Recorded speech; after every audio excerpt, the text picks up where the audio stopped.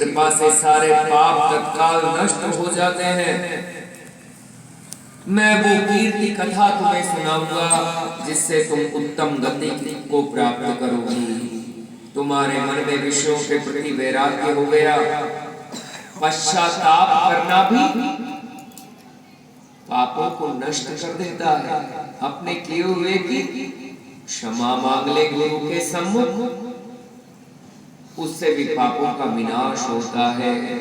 और गुरु कृपा करके सन्मार्ग दिखाते हैं जो कल्याण करने वाला होता है। जो विधि पूर्वक प्रायश्चित करे वो निर्भय हो जाता है, और जो अपने पापों का प्रायश्चित नहीं करता वो सदा नरकों में पड़ा पछता रहता है। हे देवी, शिव पुराण की कथा सुनने से चित्त की शुद्धि होती है, इसमें कोई संदेह नहीं। सभी प्राणियों का उपकार करने वाली, उमापति का ध्यान सिद्ध कराने वाली शिव कथा और भगवान महादेव ने परम सिद्धि प्रदान करते हैं। इससे जीव का अवश्य कल्याण होता है। शिव की कथा सुनकर हृदय में उसका चिंतन करना, मनन करना, ज्ञान और वैराग्य के साथ भक्ति के मार्ग में बढ़ना, ये मुक्ति को देने वाला है। जो शिव कथा नहीं सुनते वो पशु के समान है, वो कभी संसार सागर से मुक्त नहीं हो सकते। भगवान की इस परम पावन कथा को तुम सुनो, जिससे तुम्हारे चित्त की शुद्धि होगी और तुम्हें अवश्य शिव कृपा प्राप्त होगी। यह मैं तुमसे सत्य कहता हूँ। ऐसा कहकर वो शिव भक्त ब्राह्मण मौन हो गए। उनका हृदय करुणा से भर गया। शुद्ध चित्त महात्मा शिव के ध्यान में लीन बिंदु की पत्नी चंचला, उसका मन प्रसन्न हो उठा। उसके मन में कुछ शांति आई। कोई तो उपाय है जिससे मेरा कल्याण होगा, जिससे मेरे पाप दूर होंगे। उसके नेत्रों में आनंद के आंसू छलक आए। चंचला हर्षित हृदय से ब्राह्मण के चरणों में गिरकर प्रणाम करती हाथ जोड़कर बोली, आपने मुझे कृतार्थ कर दिया। मेरे हृदय के सारे कलमश को आपने दूर कर दिया। और पापों के कारण आतंकित गदगद वाणी में ब्राह्मण की प्रार्थना करती है, ब्रह्मन् शैव वरे स्वामिन् धन्यस्त्वं परमार्थ दृक् परोपकार निरतो वर्णनीय सुसाधुषु। आप शिव भक्तों में श्रेष्ठ हैं, साधु हैं, जगत का कल्याण करने वाले हैं।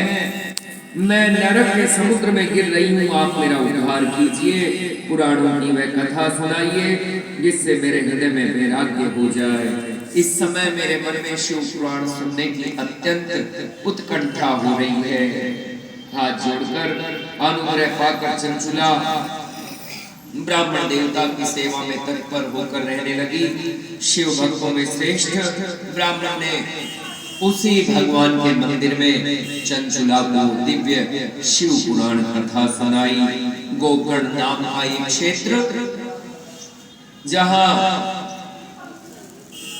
यह उत्तम कथा भक्ति ज्ञान वैराग्य को बढ़ाने वाली, मुक्ति प्रदान करने वाली, सदगुरु की कृपा से उसका चित्त कथा सुनते सुनते शुद्ध हो गया और शिव के अनुग्रह से उसके हृदय में भगवान देवादिदेव महादेव का अनुग्रह होने लगा।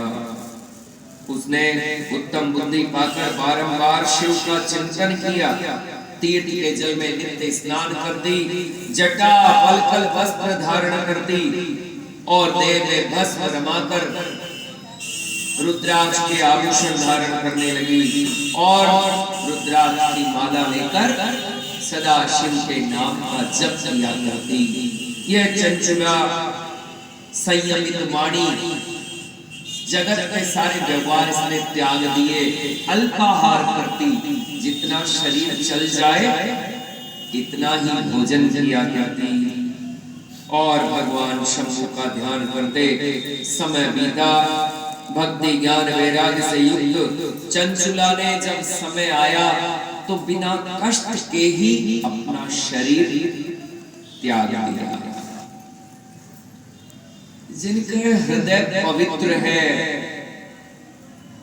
वो जब शरीर छोड़ते हैं तो सुख शांति से उनके प्राण निकला करते हैं।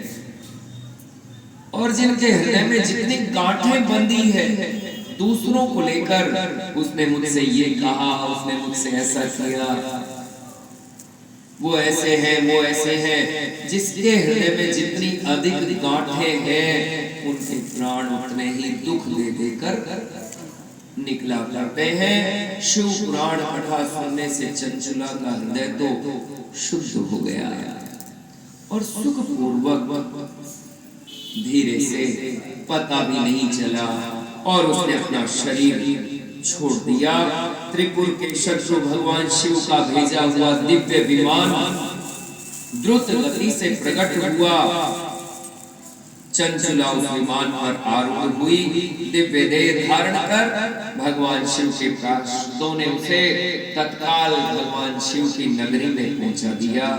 दिव्यांग रूप धारणी, मस्तक पर अर्धचंद्र का मुकुट धारण किए गौरांगी देवी, दिव्य आभूषणों से विभूषित हुए चंचुला, उसने पहुंचकर त्रिनेत्रधारी भगवान देवादिदेव महादेव का दर्शन किया।